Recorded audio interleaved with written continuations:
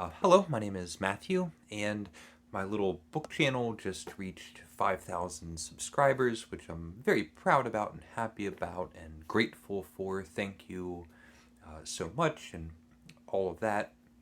But I put out a, a Q&A, an announcement for a question and answer session and got lots of great questions. And so I sat down one day and I recorded 4 videos with me just talking, 20 minutes each, almost an hour and a half of me just talking non-stop straight. And after I finished in the afternoon, I started getting more questions. And I thought, well, okay, one or two, but I've already recorded everything. Then my first, like part one of the answering video comes out, and people start leaving more questions on that video. And I thought, well, what am I supposed to do? But I hand wrote all the questions, and I thought this will be like the epilogue, just kind of wrapping up all the questions that came through. This will be it for for now. Um, but it's very flattering, and I don't want to not answer somebody's questions, and especially since like there's now a handful. So um, more questions and more answers. Um, the first comes from Skoljor Svarsur Skikja. I don't know how to pronounce that. Two questions. Number one, how's the Spanish learning going? And I feel so ashamed.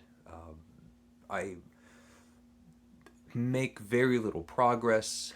I should say my girlfriend lives in Spain. We've now been in a relationship for 2 years. Our big trip is coming up. We're right now planning dates and figuring out where we're going to be meeting, Madrid, what city it's going to be, and looking at booking reservations, and it's all happening.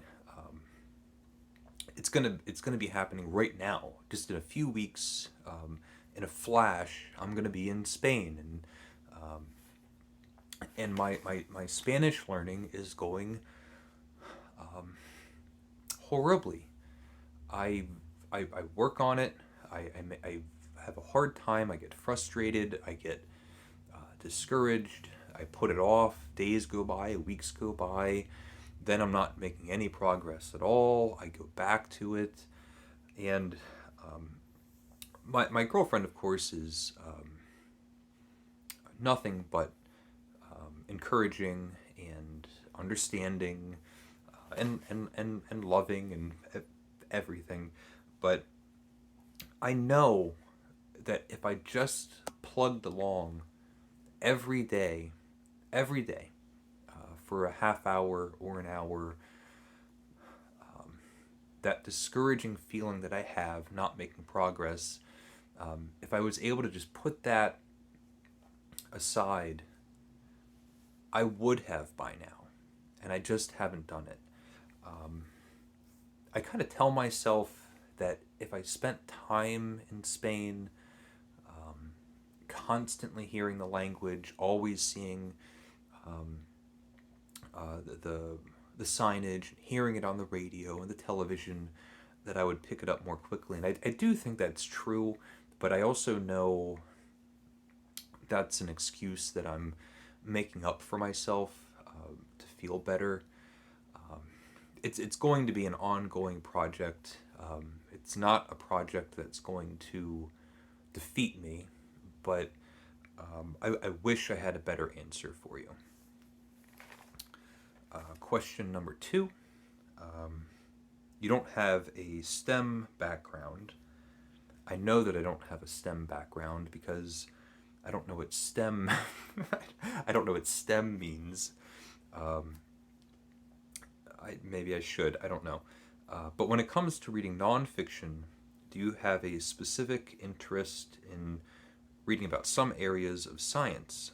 If you don't and want to, I recommend Eric Kandel's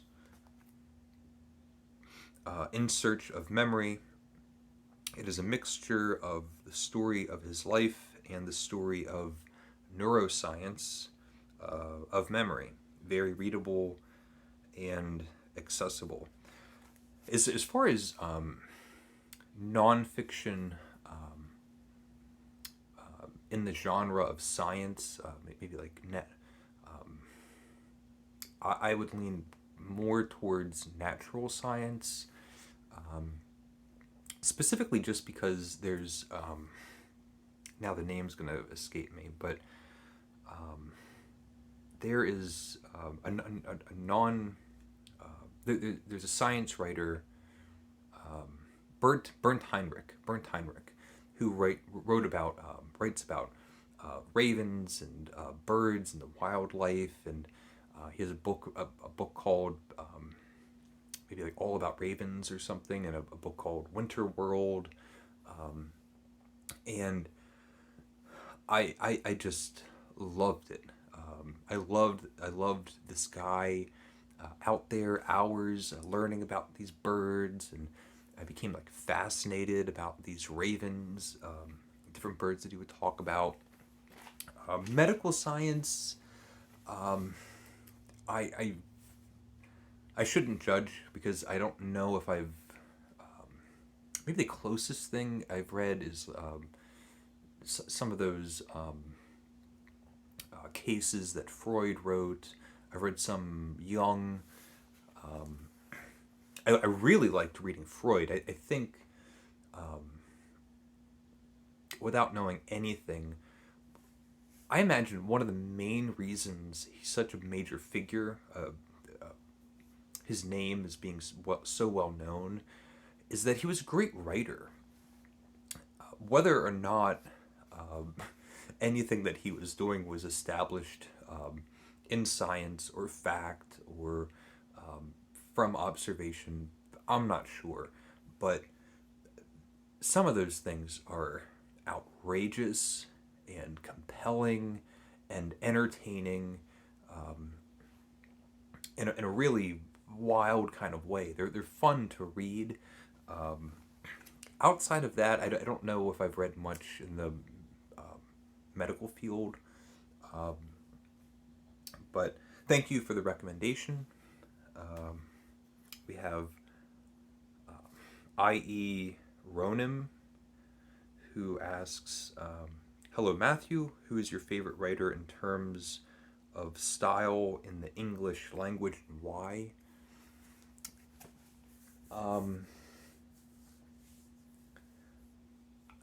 It might be Virginia Woolf, I would suppose. I think Virginia Woolf is one of the great, arguably one of the greatest 20th century modernist, or one of the greatest 20th century writers. Just fantastic. And as far as the style, there's an arch. So when you're known as a stylist, so I love Truman Capote, that's another example. Truman Capote, or Oscar Wilde.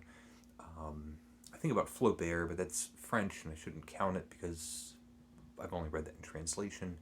But a lot of these writers that talk about style, it always seems like they're self-aware, and the hubbub starts with the writer. The writer's the one talking about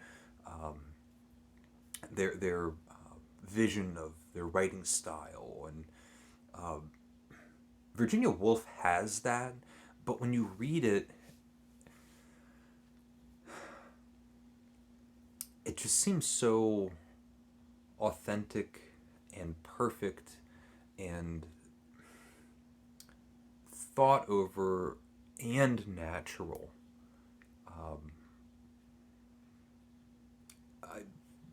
I would say Virginia Woolf.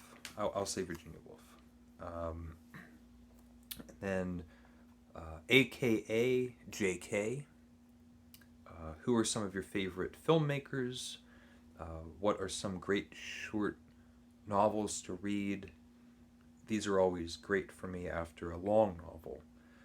How do your cats interact with each other? Um, as far as movies go, or filmmakers, so I like John Ford. Those Western movies. Um, I like Wes Anderson. That really artificial dia- diagram diorama style theatrical live action, almost like marionettes in live action. It all feels like a little toy box. I can be in the mood for that. Um, the the director of um, There Will Be Blood also directed Boogie Nights and Magnolia. Um, Paul Paul Thomas Anderson. Um, I think he's a very impressive director. Um, David Lynch. Um, I have to say, like as I've gotten older, some of the more gritty, um, hard-edged, cynical, pessimistic movies have, like Paul Thomas Anderson and David Lynch, they've kind of lost it for me. Um, I started watching The Witcher on Netflix. Just the season two. I recently started having a Netflix account um, a while ago, and it's this fantasy show based on either a video game or a short story series. I'm not sure, and it was just grotesque. And there's like heads chopped off, and faces trampled in by horse hooves, and I watched like 5 minutes of it, and I I can't remember whatever else I put on, but it was like practically like the Muppets. Like I want something lighthearted and fun and enjoyable. At least that's how I felt at the time. So I don't know. Great short story or great short novels. So Maupassant, the great short story writer, also has a really good, strong handful of short novels. Afloat, and the one's called A Life. Um, there's one with the two brothers. I can't remember their names at the moment. Um, what else? I would say some of the short stories by Chekhov, which are actually kind of by modern standards, would probably just be considered like short novels. Um, can't go wrong with Chekhov. Melville, those short stories by Oscar Wilde, where it's the stories that he wrote, sort of like his adult stories for his children or nephews or nieces or whatever they were. I'm trying to think of what else.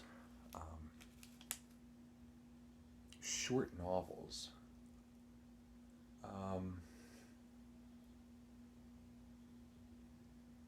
I'm not sure. And then the last question is how do your cats interact with each other? And they get along great. They're just, sorry about the lighting. They're like little friends. They'll curl up together when they're sleeping. They play. Sometimes they get on each other's nerves. Sometimes we all get on each other's nerves. But I was very happy with how Andy, as an adult or adolescent cat, interacted with Daphne when I first brought her home. I was very proud of him. Um, Scotty P, Scotty P says, hello from Florida. I was one of your recent subscribers. So, hello and thank you. Do you have a favorite short horror story? I really don't read much horror. I would say um, um, maybe something by Edgar Allan Poe. It would probably have to be something by Edgar Allan Poe, like The Cask of Amontillado. Um, that just horrifying conversation while they're descending down this tunnel, and the person's going to be buried alive, um, and I'm sure it's because it's not horrifying, or it is horrifying, but it has all of those gothic tones to them. Um, it would be one of the Edgar Allan Poe short stories. Um, David Franceschi, who had a question on the first Q&A, he says, have you read the collection of cat poems by T.S. Eliot? And he made the description nonsense and wonderful. And I have, and I thought that was a great turn of phrase, a great way of describing that collection. It's not like it's my favorite or anything like that. I don't go back to it and read it, but I do have a copy of it, I think. And yeah, it's nonsense and wonderful. And then Scotty P again asks, what did you study in college? Favorite and least favorite subject? And my degree was in visual communications, so it was graphic design and advertising, right at the cusp of learning in school, print media, moving into web media, and I did well in those subjects, but I never loved it, and it did feel like a waste because I never pursued it. I went to school for 4 years, got a degree, and didn't want that career, which might sound, if you know me, or maybe just from videos that you might have seen of me, thinking that I'm a painter and I'm creative, and I just had a philosophical difference that I had a really hard time buying into, which was giving away my own creativity to somebody else. I wanted my creative time to be mine. I wanted to go to work, make a living, and then come home and have my time. And I think I could have handled that, if not better, more constructively or more proactively. And then favorite and least favorite subjects. My least favorite was actually photography, and it was the traditional black and white film where you have a dark room, you're developing your own film, and I think the way that it operates really conflicted, and it felt like there was an abrasion with my other creative outlet, which was painting, and it would almost be like a chef that works on a stovetop and makes dishes and splashes in sauces and puts a pinch here and a pinch there and needs a little bit more salt, and is constructing a dish compared to a baker who needs to be like a scientist. And it's a methodology that requires precision and cleanness. Very felt very medical or mechanical. I did not like the process. I didn't like the results. And my favorite subject is actually literature. I think it was my senior year. I'd already been talking to my friend Bob, and I'd already started reading. There was a course on George Eliot, Thomas Hardy, and Dickens. We read, what did we read? It was Tessa d'Iberville's Return of the Native, Middlemarch, and I think Bleak House. I think those were maybe another Dickens novel. And it was good because at that time I was already reading these authors, and so when I saw it as a possible class to enroll to, I was already talking to my friend Bob. I kind of knew a little bit. I was interested in reading it, and then the obvious benefit, which made it one of my favorite classes, was I liked the teacher. I kind of knew a little bit. I was enjoying reading about it. I was enjoying writing reports or essays or whatever I had to do. And I enjoyed listening to the teacher talk. So it felt like